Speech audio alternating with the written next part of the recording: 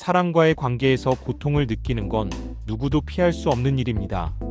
가족, 직장, 친구, 연인. 우리는 평생 수많은 인간관계 속에서 상처를 받고 또 상처를 줍니다.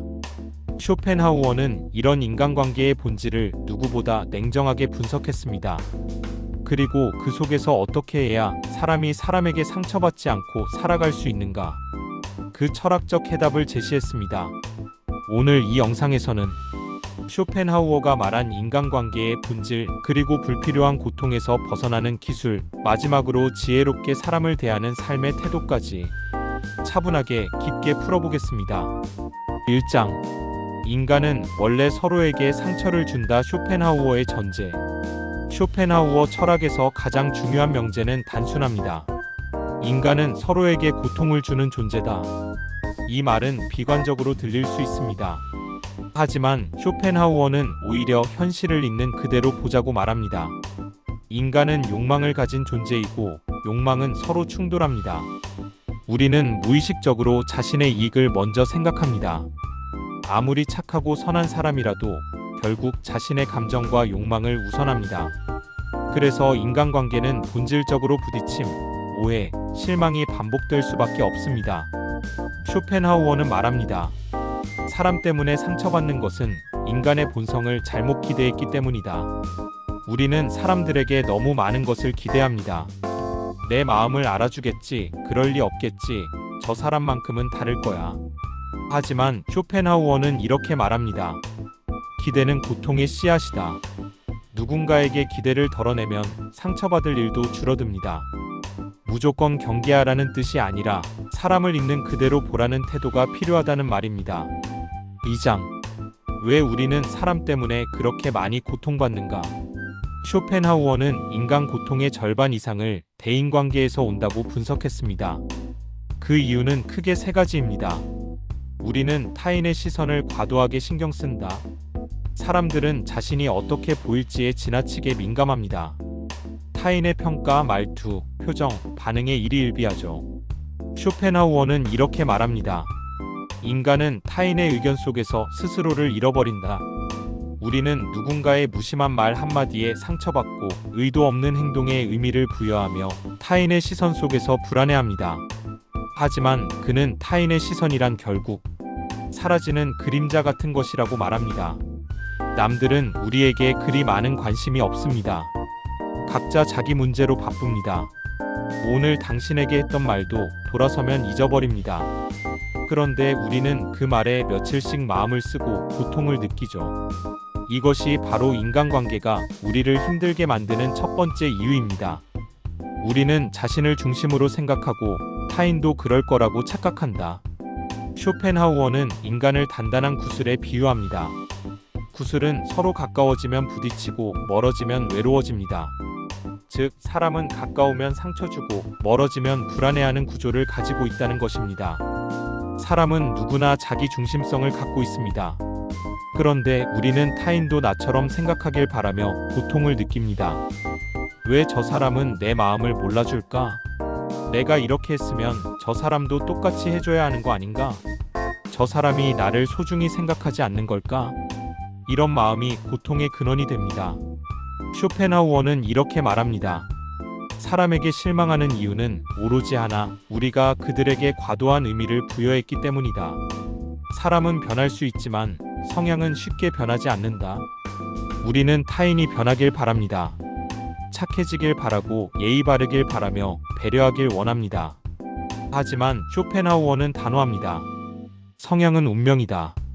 어떤 사람은 기본적으로 예민하고 어떤 사람은 무뚝뚝하며 어떤 사람은 자기중심적입니다. 그 성향은 쉽게 바뀌지 않습니다.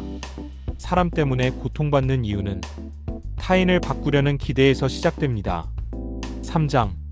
사람 때문에 고통받지 않는 기술 거리두기. 쇼펜하우어는 인간관계에서 가장 중요한 기술로 적절한 거리두기를 말합니다. 그는 인간을 고슴도치에 비유한 적이 있습니다. 고슴도치들은 추위를 피하려고 서로 가까이 다가갑니다. 하지만 너무 다가가면 가시에 찔립니다. 그래서 다시 멀어지죠.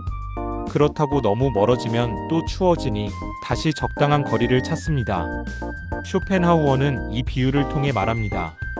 사람 사이에는 상처받지 않을 거리라는 것이 있다. 가까운 사람이든 가족이든 직장 동료든 각자에게 맞는 거리가 있습니다.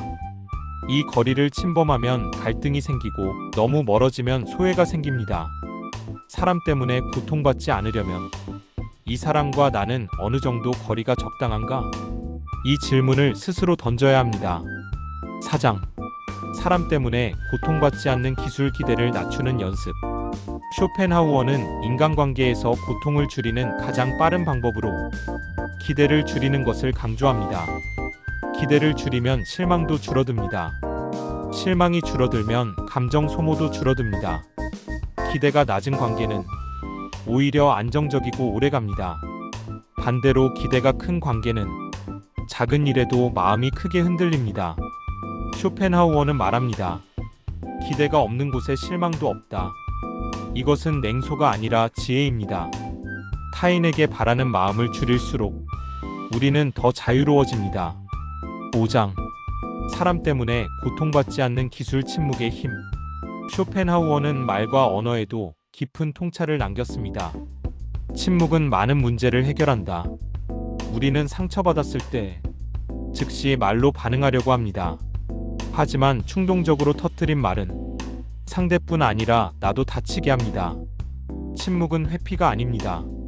침묵은 지혜로운 거리두기의 기술입니다. 특히 시니어 시청층이 공감하는 부분은 이것입니다. 굳이 싸워서 얻을 것이 없다면 침묵이 답이다. 우리가 모두 성장하며 깨닫는 사실은 하나입니다. 세상을 살아갈수록 끝까지 말을 해야 할 상황보다 조용히 넘어가는 것이 더 현명한 순간이 많다는 것입니다. 6장. 사람 때문에 고통받지 않는 기술 나를 지키는 경계 세우기. 쇼펜하우어는 인간관계에서 나를 침범당하지 않도록 경계를 세울 것을 강조합니다. 경계란 싸우거나 공격한다는 뜻이 아닙니다. 나의 정신적 공간을 지키는 최소한의 선입니다. 이 경계에는 세 가지가 있습니다. 감정의 경계, 타인의 감정에 과하게 끌려가지 않기. 시간의 경계, 나를 소모시키는 관계에 시간을 덜 쓰기. 에너지의 경계, 내 정신을 갉아먹는 사람을 멀리하기. 경계가 없는 사람은 타인의 감정에 쉽게 휘둘리고 남의 문제를 자신의 문제처럼 떠안으며 결국 지쳐버립니다. 경계는 셀피시 이기적인가 아니라 셀프 마이너스 케어, 자기 보호입니다. 7장. 사람 때문에 고통받지 않는 기술, 혼자 있을 수 있는 사람이 되어라. 쇼펜하우어는 혼자 있음을 인생의 중요한 덕목으로 봤습니다. 고독을 견딜 수 있는 사람만이 자유로워진다. 사람에게 의존할수록 사람 때문에 흔들립니다. 혼자 있는 시간이 자연스러운 사람은 타인의 말이나 행동에 크게 동요하지 않습니다. 자기 중심이 확고하고 남의 평가에 휘둘리지 않죠. 고독을 두려워하는 사람은 관계에 집착하게 되고 집착은 곧 고통으로 이어집니다. 고독을 즐길 수 있는 사람은 관계를 선택할 수 있습니다. 필요한 관계만 남기고 소모적인 관계는 자연스럽게 멀어집니다.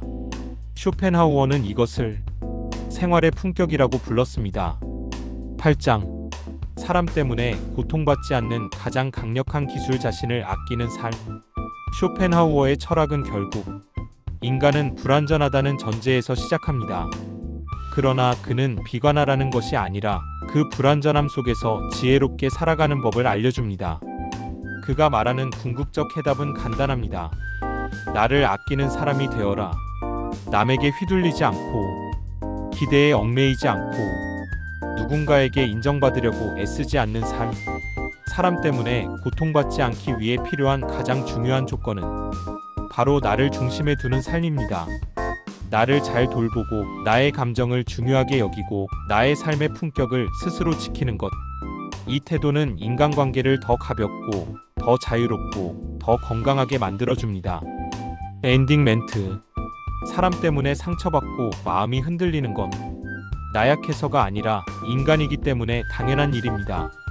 하지만 그 속에서도 지혜롭게 나를 지키는 기술을 익히면 우리는 더 단단한 사람이 될 수 있습니다. 오늘 영상이 당신의 삶에 작은 통찰이 되었기를 바랍니다. 말리부 서재는 앞으로도 당신의 마음을 지키는 지혜와 철학을 차분하게 전해드리겠습니다. 구독과 좋아요는 이런 콘텐츠를 계속 만들 수 있는 큰 힘이 됩니다. 함께 지혜로운 삶을 만들어가요.